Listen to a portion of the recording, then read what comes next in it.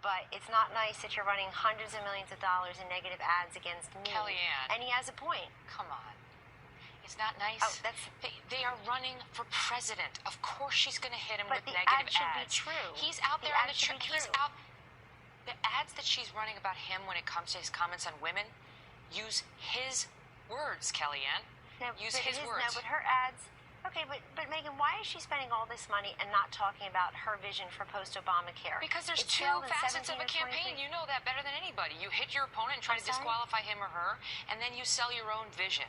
I mean, she's allowed to hit him with negative ads, and he should be hitting her right back, should he not? There goes my bracelet. I would rather lose than win the way you guys did. No, you wouldn't.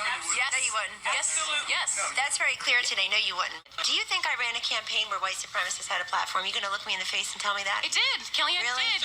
Oh, and that's how you lost? It did. Do you think you could have just had a decent message for the white working class voters? Do you think this woman who has nothing in common with anybody... I'm not saying that's what you want. It's Hillary Clinton. She doesn't connect with people. How about they have nothing in common with her? Was Donald Trump for the Iraq War or against it? He was a private citizen who was against the Iraq War. You heard him with Howard Stern say, yeah, I guess so. Had he been in the United States Senate, he would have casted a vote against the Iraq War. How do we know that? Because he said so. Hillary Clinton went into the well of the United States Senate representing this state of New York and cast a vote in favor of the Iraq War. This is not about Hillary Clinton, it's about Donald Trump and no, what it's about he said. Because she has acknowledged that vote and acknowledged it was a mistake.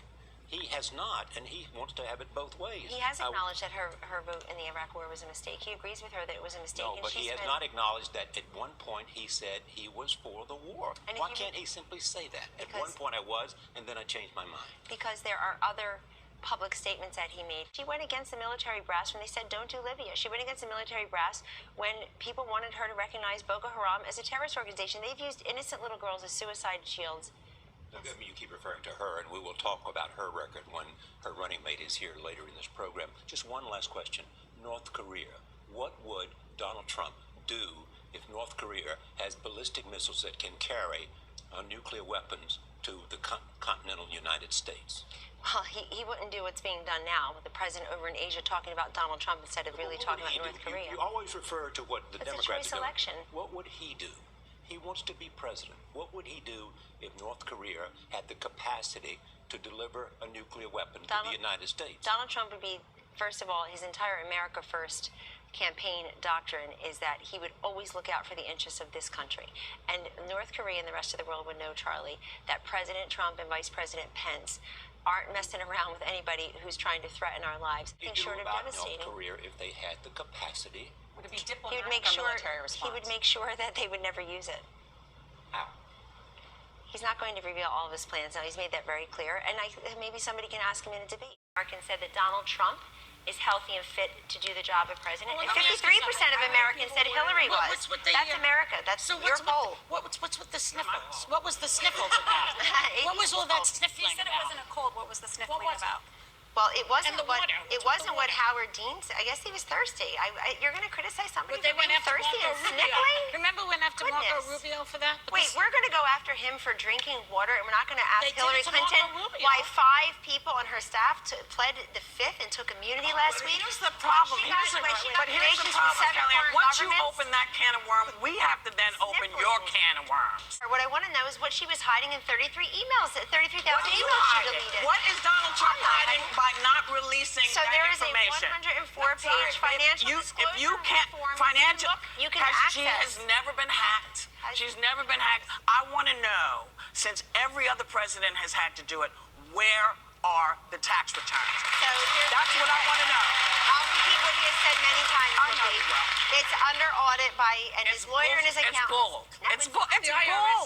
First of all, let me tell you what America wants to know. What their tax return will look like under a President Trump and a President Clinton. Under President Hillary Clinton, their taxes, he's not hiding anything. I think he is. Trump's companies spent money in Cuba during the embargo when Fidel Castro during his regime. The whole story. But these are serious accusations, find out even that then he didn't invest in it. No, they're not treasonous. I read the entire story. He did business in Cuba, and it turns out that he decided not to invest there. Are you denying that his company spent any money in Cuba? I think they paid money, as I understand from the story, they paid money in 1998. No, we're not supposed to talk about years ago when it comes to the Clintons, but with Trump, well, there is no statute of limitations ever. He keeps bringing it up. He's the one. That but I don't believe you're allowed to spend money unless it's a humanitarian effort or a government effort. I can't comment on what she's saying because I'm not her and I wasn't in the pageant or any other pageant. Okay, but your candidate is talking about how he did what she described. Brianna, I heard you. Okay. Well, no, he didn't say what she described was pretty graphic and detailed. And yet we never ever want to talk, particularly CNN, where we've offered up these women to you. We never want to talk to the women who were shamed and blamed by Hillary Clinton because they had sexual contact with her husband. That somehow is not relevant. But Donald Trump on Howard Stern's show is relevant. And you want me to believe that a critical mass We've covered it, Kellyanne. We've covered it on. I mean, I disagree with you. Not really.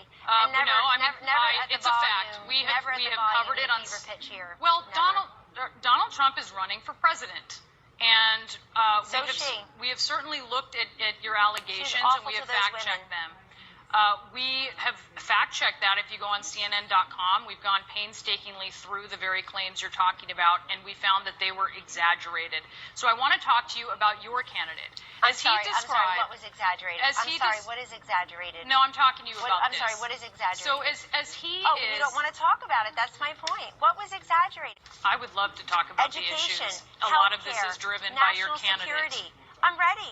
No, it's not. It's driven by what? No, I think it's probably driven by ratings or clickbait. It's giving you a very simple question. Donald Trump... Trump... why is this so important to you? Why is this so motivating? Here's why. Here's why. Because, as we heard yesterday in those hearings, and as you well know, my respect for you is complete when it comes to your understanding of the issues. Cybersecurity is a big deal.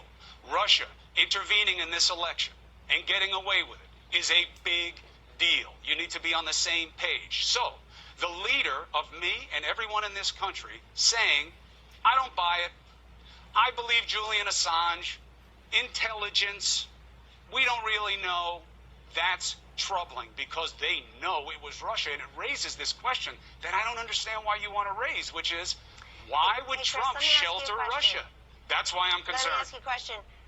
He's not sheltering Russia, and don't you say that again. He's not sheltering Russia. How is he not? What has the current president done vis-a-vis Russia for the last 8 years? I don't understand how the legitimate answer to the question is to blame the current president. No, excuse me. You know who the person who put this collection of raw material is, right? We're not reporting that raw material. We're not reporting that this person. We're not basing our reporting on what this person did. Of course, it was opposition research.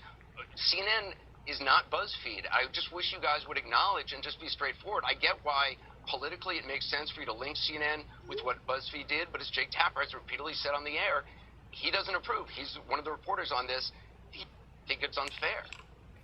But now that it's out there, CNN's all too happy to refer to it, aren't you? We're not reporting it. No, we've mentioned none of it on the air. We have not talked about any details on the air. It's on your website. That's you can't stick to what we're talking about now. Oh, no. This is what we're talking about because the excitement, the fury about hacking reached a fever pitch after the election results were neither what was expected or desired by CNN, President Obama, Hillary Clinton, and the whole crew. Okay? If cybersecurity was such a big priority to this administration and the Democratic Party and its apologists in the media, then why didn't we do more about it over the last 8 years? It was all talked about in the election. I came on this network. So you don't think it deserves an apology? It talked about things. If our kids did that, can you imagine what we would say to them? I'm not going to bring my kids into this. I will. If my kid did something like that, it would be a really tough day. But look, an iPad you have to listen to what the president-elect has said about that. Why don't you believe him? Why does everything taken at face value?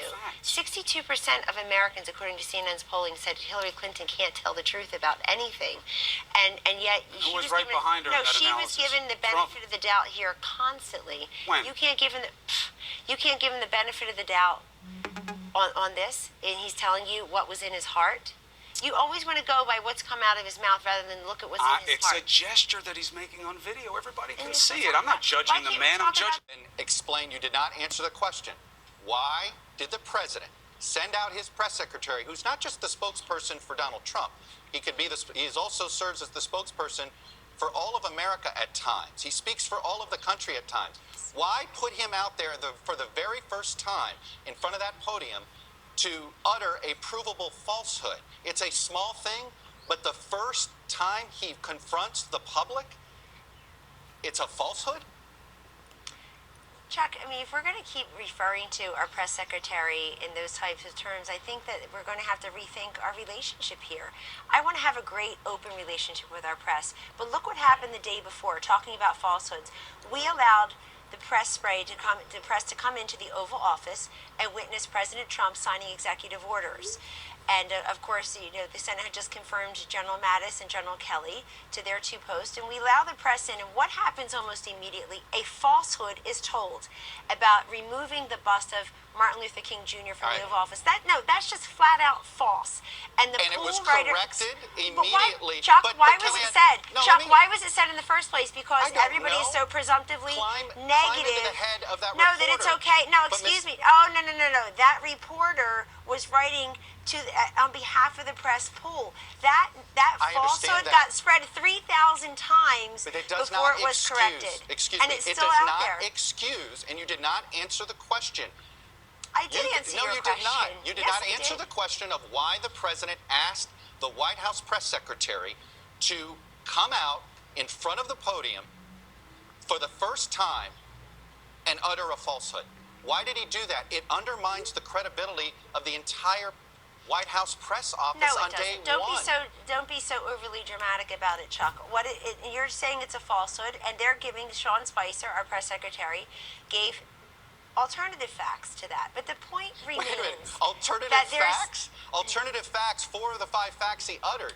The one thing he got right was Zeke Miller. 4 of the 5 facts he uttered were just not true. Look, alternative facts are not facts. They're falsehoods. Chuck, do you think it's a fact or not that millions of people have lost their plans, their health insurance, and their doctors under President Obama? Do you think it's a fact that everything we heard from these women yesterday happened on the watch of Barack Obama? He was president for 8 years. Donald Trump's been here for about 8 hours. Do you think it's a fact that millions of women, 16.1 million women, as I stand here before you today, are in poverty along with their kids? Do you think it's a fact that millions don't have health care? Do you think it's a fact that we spent billions of dollars on education in the last 8 years only to have millions of kids still stuck in schools that fail them every single day? These are the facts that I want the press corps to cover, and this is why I'm here at the White House to change awful numbers like that. That is not what yesterday was about. So you have not answered the question. You did not answer the question. It's what this presidency is going to be about. You sent the press secretary out there to utter a falsehood on the smallest, pettiest thing. I don't think anybody can prove that. Look, I actually don't think that. Maybe this is me as a pollster, Chuck, and you know data well. I don't think you can prove those numbers one way or the other. There's no way to really quantify crowds. We all know that. You can laugh at me all you want, but I'm very glad. I'm Look, just Chuck, befuddled. Well, but you are, and I think it's actually symbolic of the way we're treated by the press. The way that you just laughed at me is actually symbolic of the way, very representative of the way we're treated by the press. Governor Bush, Donald, you're not going to be able to insult your way to the presidency. That's not going to happen.